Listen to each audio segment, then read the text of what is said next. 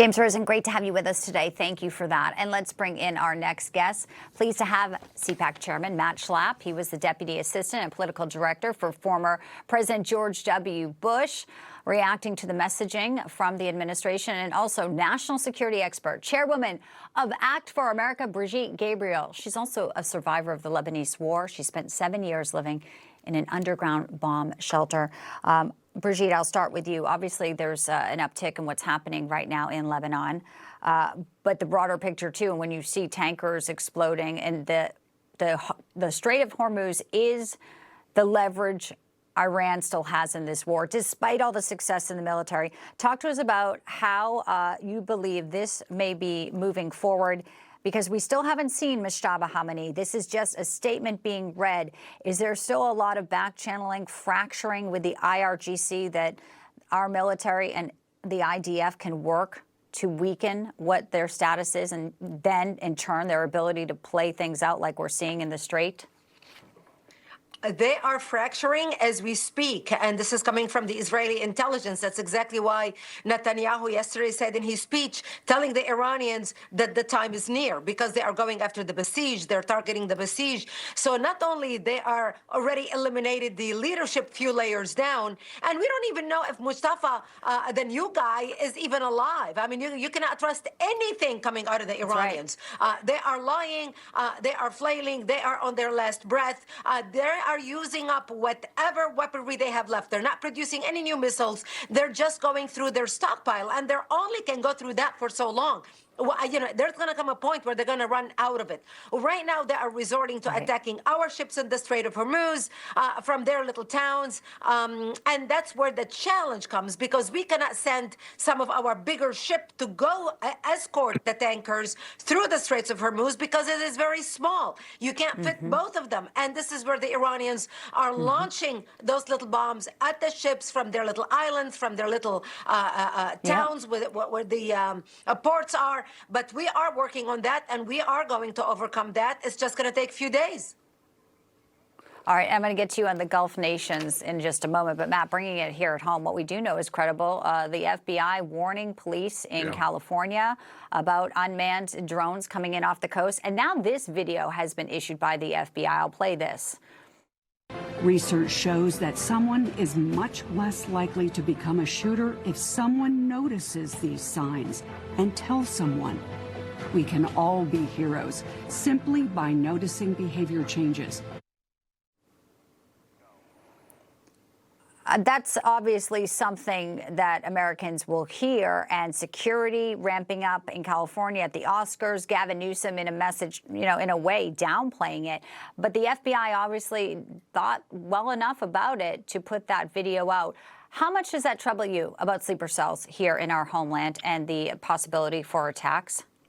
Look, I think we all have to remember when Joe Biden opened up the southern border, a lot of people were worried that people were coming from South America and Central America, cheap labor, cartels.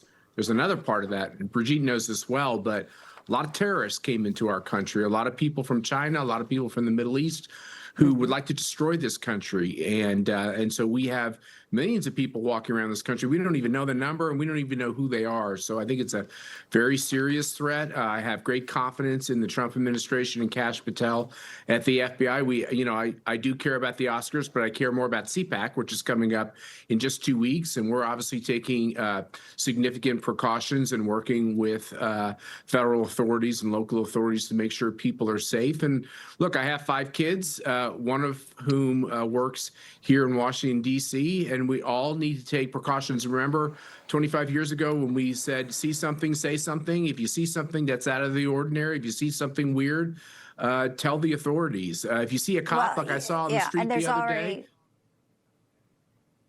Yeah. Well, I was just saying, if you see a cop or federal officials, thank them for what they're doing. They're going to keep us all safe. Right. Well, that's a great point. I mean, we saw an officer in New York jumping over a fence as IEDs with 2 radicalized young men who said they were doing this in allegiance to ISIS. So it is happening. I want to talk a little bit more about the reaction from the Gulf states. Brigitte, you kind of started to go there, and just to drill down on it.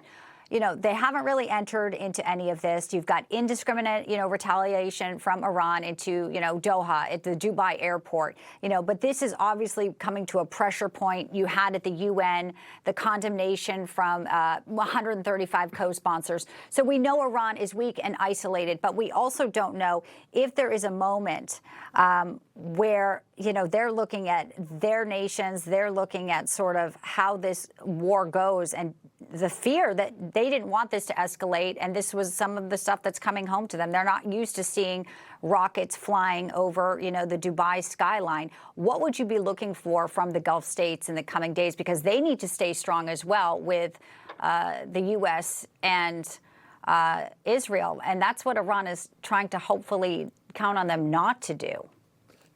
Well, the silver lining coming out of this war with Iran is actually it brought the world body together.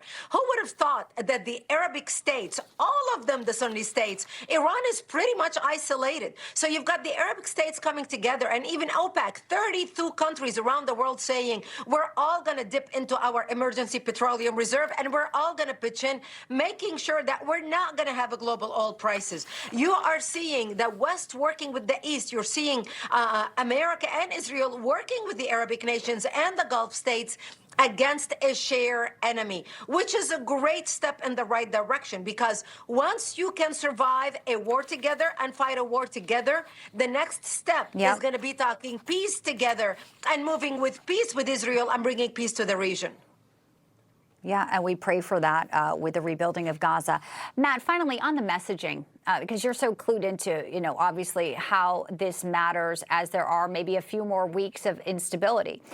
We see gas prices at $8 in California. In Kentucky, where President Trump was yesterday, their gas prices have really rose. He was alongside Jake Paul and, put out some positive messages. Mike Carter on the ground spoke to people in Kentucky who said, listen, we're with the president. We know that this is greater good for the world, as Brigitte just laid out. But we also have a meeting today with Oklahoma Governor Kevin Stitt, who President Trump has called a rhino, and he'll sit down and talk about who's going to replace Markwayne Mullin at DHS.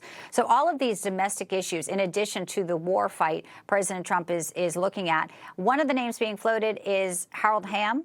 Obviously, pretty huge guy in the oil industry and billionaire, and could be an interesting replacement. What do you say about the messaging, and also who is the next replacement for Markwayne Mullin? Well, I like Governor Stitt, and he hasn't told me who he's picking. I think it's good he's going to share his thinking with President Trump.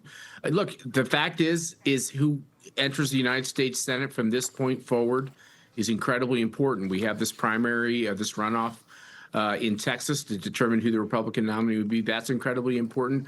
We have a lot of well-meaning senators that have fossilized. They become inert. They sit in place. They think about going to their hideaway to take a nap.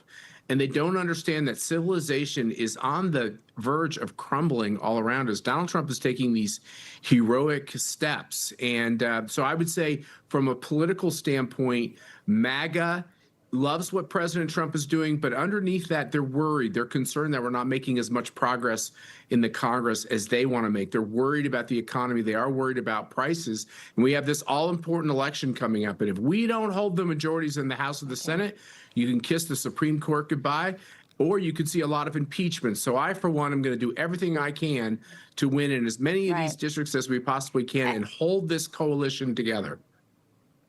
And that's why President Trump is also saying we've got to get the SAVE Act through. Matt Schlapp, Brigitte Gabriel, great perspective. Thank you so much. Always good to have you for the analysis on these big, fast-moving stories. Thank you. Thank you.